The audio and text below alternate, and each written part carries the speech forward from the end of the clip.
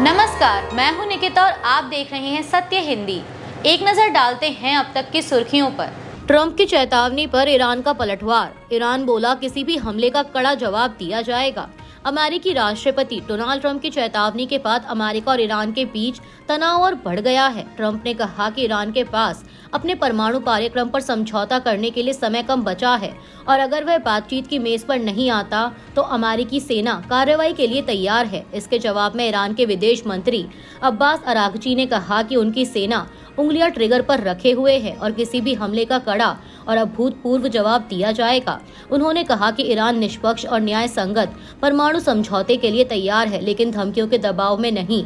Iran के सुरक्षा सलाहकार अली शामखानी ने भी चेतावनी दी कि अमेरिका की कोई भी सैन्य कार्रवाई युद्ध की शुरुआत मानी जाएगी। सुप्रीम कोर्ट में घरेलू कामगारों के लिए न्यूनतम मजदूरी और कल्याणकारी सुविधाएं तय करने की मांग वाली याचिका पर गुरुवार को सुनवाई हुई। यह पीआईएल, पेन, थोजिलारगल संगम और अन्य यूनियनों ने दायर की थी। सीजेआई सूर्यकांत और जस्टिस जॉय माल्या बागची की बेंच ने याचिका खारिज कर दी और कहा कि यह कानून बनाने का मामला है जिस पर कोर्ट आदेश नहीं दे सकता। सुनवाई के दौरान सीजेआई ने ट्रेड यूनियनों पर कड़ी टिप्पणी करते हुए कहा कि देश में कई उद्योग उनके कारण बंद हुए हैं और वे औद्योगिक विकास में बाधा बने हैं। उन्होंने यह भी चेतावनी दी कि अगर घरेलू कामगारों के लिए न्यूनतम मजदूरी तय की गई तो लोग उन्हें रखना बंद कर सकते हैं, जिससे बेरोजगारी बढ़ेगी। कोर्ट ने याचिकाकर्ताओं को सलाह दी कि वे इस मुद्दे पर राज्य और केंद्र सरकार से संपर्क करें। यूजीसी नियम पर सुप्रीम कोर्ट की रोक पर बोले अखिलेश यादव, सच्चा न्याय वही जिसमें किसी के साथ अन्याय ना हो। समाजवादी पार्टी प्रमुख अखिलेश यादव ने यूजीसी के भेदभाव संबंधी नियम पर सुप्रीम कोर्ट द्वारा रोक लगाए जाने के फैसले पर अपनी प्रतिक्रिया देते हुए कहा कि सच्चा न्याय वही होता है जिसमें किसी के साथ अन्याय ना हो और माननीय न्यायालय यही सुनिश्चित करता है। अखिलेश यादव ने कहा कि किसी भी कानून की भाषा और भावना दोनों साफ होनी चाहिए और बात सिर्फ नियम की ही नहीं बल्कि नियत की भी होती है। उन्होंने कहा कि ना किसी का उत्पीड़न होना चाहिए और ना ही किसी के साथ अन्याय या जुल्म और ज्यादती। गिरिराज सिंह ने यूजीसी के नियम पर रोक को बताया बड़ी राहत। केंद्रीय मंत्री गिरिराज सिंह ने यूजीसी के भेदभाव संबंधी नियम पर सुप्रीम कोर्ट द्वारा रोक लगाए जाने को देश के लिए बड़ी राहत बताया है।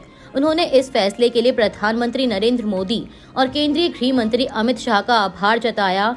गिरिराज सिंह ने सोशल मीडिया पर लिखा कि इस रोक से देश के छात्रों, शिक्षकों और शैक्षणिक संस्थानों को बड़ी राहत मिली है। उन्होंने कहा कि मोदी सरकार की पहचान सबका साथ, सबका विकास और एकता के साथ न्याय, संतुलन और संवैधानिक मूल्यों की रक्षा करना है। इससे पहले एएनआई से बात करते हुए उन्होंने कहा था कि प्रधानमंत्री मोदी ने कभी भी देश में भेदभाव की राजनीति नहीं की है। यूजीसी के नए नियमों पर सुप्रीम कोर्ट की रोक, सुप्रीम कोर्ट के आदेश की हो रही आलोचना। प्रकाश आंबेडकर बोले, न्यायपालिका का न्यायिक आत्मसमर्पण। सुप्रीम कोर्ट ने जातीय भेदभाव को लीगलाइज्ड कर दिया। चंद्रशेखर आजाद। मायावती ने सुप्रीम कोर्ट के फैसले को बताया सही। सुप्रीम कोर्ट के यूजीसी के नए नियमों पर गुरुवार को अंतरिम रोक लगाने के बाद इस आदेश का विरोध शुरू हो गया है। इस फैसले के बाद विभिन्न संगठनों और प्रमुख व्यक्तियों की प्रतिक्रियाएं सामने आई हैं। वंचित बहुजन अघाड़ी पार्टी के अध्यक्ष और बाबा साहेब आम्बेडकर के प्रपौत्र प्रकाश आम्बेडकर ने कहा कि यह रोक संवैधानिक सिद्धांतों और वास्तविक समानता, सामाजिक न्याय और शिक्षा तक लोकतांत्रिक पहुंच के वादे के विरुद्ध है। लेखक और विचारक लक्ष्मण यादव ने इस फैसले पर अपनी राय रखते हुए लिखा कि मैंने पहले दिन से कहा था कि #यूजीसी रेगुलेशन एक साजिश और झोल है। घालमेल करके पहले दलितों, पिछड़ों को खुशफहमी में डाला, उधर सवर्णों से विरोध करवाया, इधर कोर्ट से रुकवा दिया। इससे बड़ा मजाक और क्या हो सकता है। आरजेडी सांसद मनोज झा ने एक्स पर लिखा कि इतिहास हमें याद दिलाता है कि न्यायिक निष्पक्षता अक्सर एक मिथक होती है। मायने यह रखता है कि कानून किस व्यवस्था की रक्षा करना चाहता है। वहीं सांसद चंद्रशेखर आजाद ने कहा कि सुप्रीम कोर्ट ने जातीय भेदभाव को लीगलाइज्ड कर दिया। पूर्व सांसद उदित राज ने एक्स पर अपनी प्रतिक्रिया में कहा कि अभी भारत के कुछ मनोवादी पाकिस्तान से युद्ध जीतने जैसी खुशी मना रहे हैं। सुप्रीम कोर्ट का ताज़ा फैसला आया कि यूजीसी के नए नियम को 19 मार्च तक रोका जाए। कुछ लोग ऐसे जश्न मना रहे हैं जैसे कोई बड़ी जंग में जीत हुई हो। जातीय नफरत से अधिक दुनिया में कोई हलाहल विष ना होगा। इसकी 1/4 ताकत पेपर लीक, निजीकरण के कारण नौकरियों का खात्मा और महंगी शिक्षा के विरोध में लगाई होती तो कितनों का भला हो गया होता। इतनी नफरत दलित, पिछड़े और आदिवासी से, इन्हें कुछ ना मिले, चाहे देश पिछड़ा रहे या खुद भिखारी बन जाएं। सुप्रीम कोर्ट के इस आदेश के बाद जहां सवर्ण समुदाय के लोग इस रोक को अपनी जीत मान रहे हैं, वहीं दलित, SC, ST, OBC और अन्य पिछड़े वर्ग के संगठन इसकी कड़ी आलोचना कर रहे हैं। बसपा प्रमुख मायावती ने UGC के भेदभाव संबंधी नए नियम पर सुप्रीम कोर्ट द्वारा लगाई गई रोक को सही फैसला बताया है। उन्होंने कहा कि सरकारी और निजी विश्वविद्यालयों में जातिवादी घटनाओं को रोकने के लिए लाया गया यह नियम लागू होने से सामाजिक तनाव का माहौल बन गया था। मायावती के मुताबिक अगर UGC इस नियम को लागू करने से पहले सभी पक्षों से बातचीत करती और जांच समिति में उच्च जाति समाज को भी प्राकृतिक न्याय के तहत उचित प्रतिनिधित्व देती तो यह स्थिति पैदा नहीं होती। उन्होंने कहा कि मौजूदा हालात को देखते हुए सुप्रीम कोर्ट का फैसला बिल्कुल उचित है। राहुल गांधी को लखनऊ की स्पेशल कोर्ट से राहत, दोहरी नागरिकता वाली याचिका खारिज। लखनऊ की एक स्पेशल MP MLA कोर्ट ने लोकसभा में विपक्ष के नेता राहुल गांधी की कथित दोहरी नागरिकता से जुड़ी याचिका को खारिज कर दिया है। कोर्ट ने कहा कि नागरिकता से जुड़े मुद्दे पर फैसला करना उसके अधिकार क्षेत्र में नहीं आता। जज आलोक वर्मा ने इस मामले में 14 जनवरी को सुनवाई पूरी कर ली थी और 28 जनवरी को अपना आदेश सुनाया। यह याचिका कर्नाटक के BJP कार्यकर्ता S. विघ्नेश शिशिर ने दायर की थी, जिसमें राहुल गांधी के खिलाफ FIR दर्ज करने और विस्तृत जांच की मांग की गई थी। शिकायत में राहुल गांधी पर PNS, official secrets act, foreigners act और पासपोर्ट एक्ट के तहत आरोप लगाए गए थे। यह मामला पहले रायबरेली की स्पेशल कोर्ट में दायर हुआ था, लेकिन इलाहाबाद हाई कोर्ट की लखनऊ बेंच ने 17 दिसंबर को इसे रायबरेली से लखनऊ ट्रांसफर कर दिया था। मियां टिप्पणी पर हिमंता शर्मा के खिलाफ शिकायत दर्ज, असम CM ने अपने बयान पर दी सफाई। लेखक और सामाजिक कार्यकर्ता हर्ष मंदर ने असम के मुख्यमंत्री हेमंत बिस्वा शर्मा के खिलाफ पुलिस में शिकायत दर्ज कराई है। यह शिकायत 27 जनवरी को दिए गए CM के बयानों को लेकर नई दिल्ली के हौस खास थाने में की गई। हर्ष मंदर का आरोप है कि इन बयानों से असम में बंगाली भाषी मुसलमानों के खिलाफ नफरत, उत्पीड़न और भेदभाव को बढ़ावा मिलता है। शिकायत में कहा गया है कि तिनसुकिया जिले के डिगबोई में कार्यक्रम के दौरान CM ने बंगाली भाषी मुसलमानों के लिए मियां शब्द का इस्तेमाल किया और ऐसे बयान दिए जिनसे उनके सामाजिक बहिष्कार और वोटर लिस्ट से उनके नाम हटाने को बढ़ावा मिलता है। मियां शब्द को असम में आमतौर पर अपमानजनक माना जाता है। वहीं हिमंता बिस्वा शर्मा ने सफाई देते हुए कहा कि बांग्लादेश से आए लोग खुद को मियां कहते हैं और उन्होंने कोई नया नाम नहीं दिया है। अजीत पवार के विमान हादसे पर संजय राउत ने उठाए सवाल। राउत बोले, क्या टेक्निकल गड़बड़ी थी, ये सामने आना चाहिए।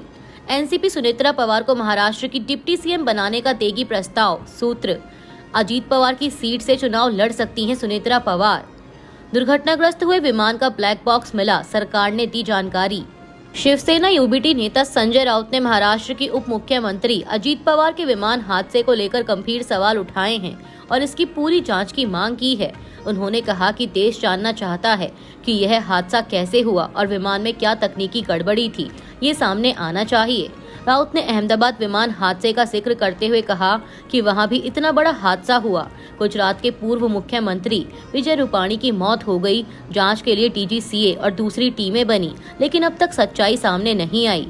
उन्होंने कहा कि DGCA हर बार जांच की घोषणा करती है, लेकिन ठोस नतीजे सामने नहीं आते। राउत के मुताबिक अजीत पवार जैसे बड़े और लोकप्रिय नेता की इस हादसे में मौत से सिर्फ महाराष्ट्र ही नहीं बल्कि पूरा देश सदमे में है।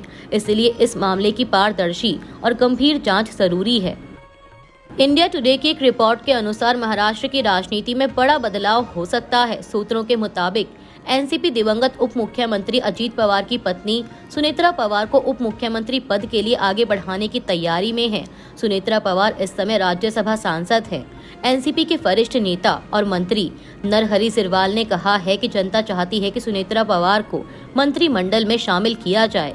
सूत्रों के अनुसार पार्टी के वरिष्ठ नेताओं प्रफुल्ल पटेल, छगन भुजबल, धनंजय मुंडे और सुनील तटकरे ने इस मुद्दे पर सुनेत्रा पवार से मुलाकात की है और संभावना है कि वह अजीत पवार की खाली हुई सीट से चुनाव लड़ेंगी। प्रस्ताव में उन्हें उप मुख्यमंत्री बनाने की बात शामिल है और इस पर चर्चा के लिए नेताओं के मुख्यमंत्री देवेंद्र फडणवीस से मिलने की उम्मीद है। इस बीच प्रफुल्ल पटेल कार्यकारी अध्यक्ष के रूप में पार्टी की कमान संभाल सकते हैं। खड़गे और राहुल से मिले शशि थरूर, बोले पार्टी में सब ठीक, कोई नाराजगी नहीं। कांग्रेस सांसद शशि थरूर ने गुरुवार को पार्टी अध्यक्ष मल्लिकार्जुन खड़गे और नेता प्रतिपक्ष राहुल गांधी से मुलाकात की। बैठक संसद भवन परिसर में खड़गे के कक्ष में हुई और समाचार एजेंसी पीटीआई के अनुसार यह 1 घंटे से ज्यादा चली। मुलाकात के बाद थरूर ने कहा कि उनकी दोनों नेताओं के साथ अच्छी, रचनात्मक और सकारात्मक बातचीत हुई है और पार्टी में सब कुछ ठीक है। उन्होंने कहा कि वे हमेशा पार्टी के लिए प्रचार करते रहे हैं और आगे भी करते रहेंगे। केरल के मुख्यमंत्री पद के उम्मीदवार बनने की चर्चा पर शशि थरूर ने साफ कहा कि इस बारे में कोई बात नहीं हुई और उन्हें किसी पद के लिए उम्मीदवार बनने में कोई दिलचस्पी नहीं है। उन्होंने कहा कि वे तिरुवनंतपुरम से सांसद हैं और उनका ध्यान अपने वोटरों के हितों को संसद में उठाने पर है।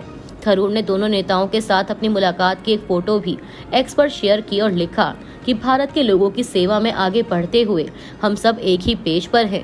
बता दें कि हाल के दिनों में उनके पार्टी से नाराज होने की अटकलों के बीच यह बैठक अहम मानी जा रही है। अभी के लिए इतना ही। बाकी की देश दुनिया की बड़ी खबरों के लिए जुड़े रहिए सत्य हिंदी के साथ।